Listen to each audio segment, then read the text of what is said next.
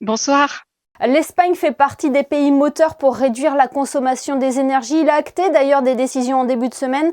L'objectif est double, la préoccupation écologique et réduire également l'importation de gaz russe. Oui, tout à fait. Les mesures qui ont été adoptées par le gouvernement espagnol en début de semaine sont assez restrictives puisqu'elles imposent notamment des températures maximales à ne pas dépasser sur le réglage de la climatisation pour l'été. Donc, il ne faudra pas aller au-delà de 27 degrés de climatisation et 19 degrés en ce qui concerne le chauffage pour l'hiver. Évidemment, l'objectif est à la fois de faire des économies d'énergie et surtout de lutter contre les pénuries éventuelles, effectivement, notamment dans les livraisons de gaz. Oui, tout à fait. Quelle était la politique espagnole avant la prise de ces mesures ? Il n'y avait pas véritablement de restrictions, en fait. On essaye quand même de prendre des mesures en la matière de façon à ce qu'on ne soit pas dans un blackout, surtout pour cet hiver. Mais ça fait polémique, ça fait énormément polémique, surtout dans des villes comme Madrid, qui sont des villes très touristiques, puisque ces restrictions, notamment en termes de climatisation, doivent toucher tous les établissements publics. Comme vous le savez, il fait extrêmement chaud en Espagne depuis non pas plusieurs semaines, mais plusieurs mois maintenant. Et donc, certaines régions, comme la communauté de Madrid, a d'ores et déjà décidé qu'elle ferait appel de ces dispositions gouvernementales. Parmi ces mesures également, il y a les vitrines qui doivent être éteintes au plus tard à 22 heures. C'est un coup dur aussi pour ces villes qui vivent la nuit. Pour ces villes qui vivent du tourisme, oui, évidemment, c'est un coup dur. Donc, c'est aussi pour ça donc qu'une région comme, enfin, la présidente en l'occurrence de la région de Madrid, Isabel Ayuso, a déjà annoncé qu'elle allait contester cette mesure parce qu'elle ne veut pas que la ville, dixit Madame Ayuso, soit une ville morte, une ville fantôme.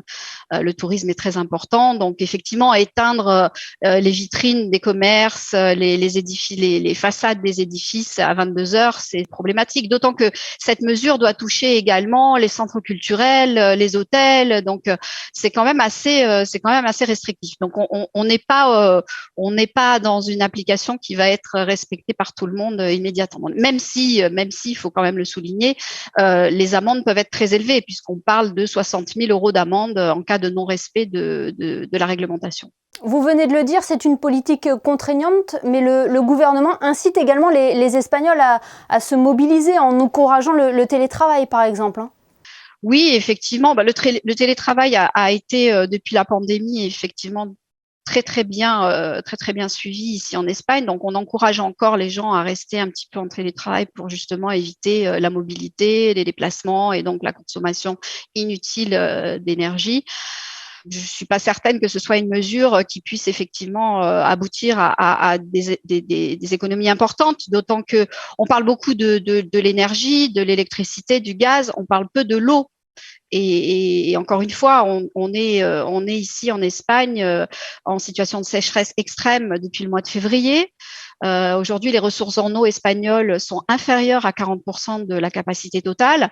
Donc, voilà, il faut aussi traiter ce problème si on veut vraiment avoir un effet bénéfique sur l'environnement pour le futur. Il faut aussi considérer les ressources hydriques. C'est ça, avant tout, le but de ces restrictions. Est-ce que la population espagnole adhère à cet effort national qui est demandé ? On a vu tout à l'heure le point de vue politique, mais les Espagnols, qu'est-ce qu'ils en pensent de toutes ces mesures ?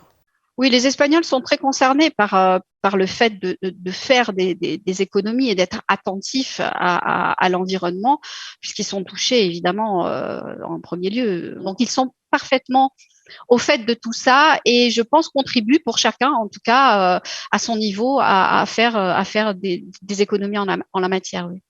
Profitons de cet entretien, Catherine Fautrier-Rousseau, pour évoquer la visite du prince Albert II en Espagne. Quel était le but de cette visite qui a eu lieu la semaine dernière ? Le souverain est venu en visite privée pour découvrir les sites archéologiques de la Sierra d'Atapuerca, qui sont classés donc au patrimoine culturel et protégés par l'UNESCO. Ce sont des sites absolument incroyables puisqu'on a pu, grâce aux fouilles qui ont été réalisées depuis les années 70, découvrir des vestiges archéologiques remontant à plus d'1 million, 1 200 000 ans, des vestiges humains. Et d'ailleurs, tout récemment, il y a 15 jours, on a fait les fouilles ont fait une découverte notable, puisqu'ils ont découvert une mandibule de restes donc humains également, qui potentiellement pourrait être datée, puisque c'est en cours en tout cas, de 1 400 000 à 1 500 000 ans. Donc c'est vraiment un site absolument incroyable en termes de découverte archéologique.